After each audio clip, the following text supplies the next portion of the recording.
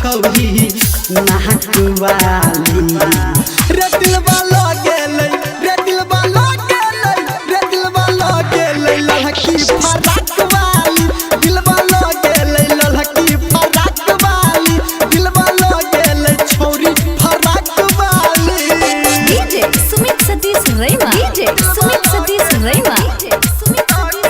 Singing by power star Dharmendra Nirmaliya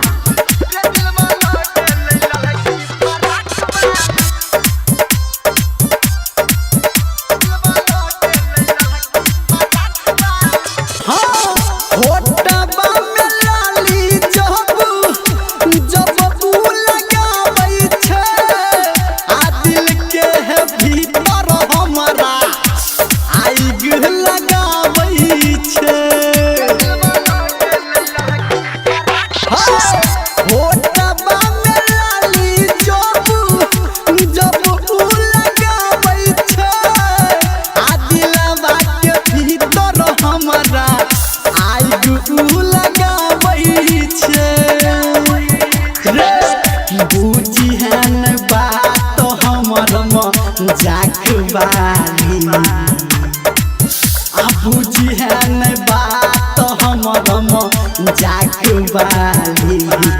रे दिलवा लगेले रे दिलवा लगेले रे दिलवा लगेले लड़की फराक वाली दिलवा लगेले लड़की फराक वाली दिलवा लगेले छौरी फराक वाली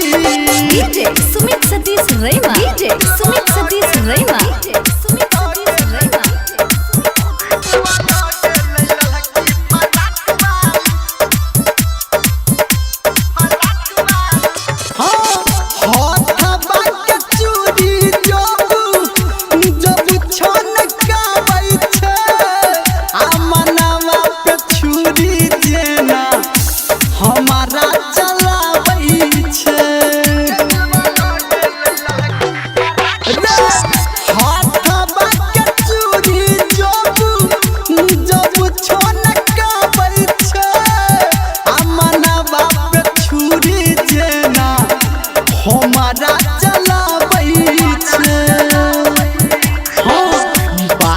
कहो धर्मेंद्र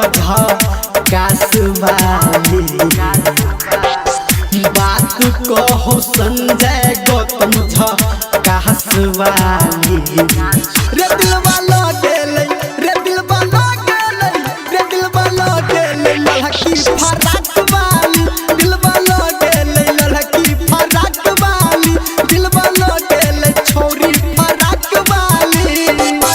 बहादुर छी लंबा छौरी नाक वाली।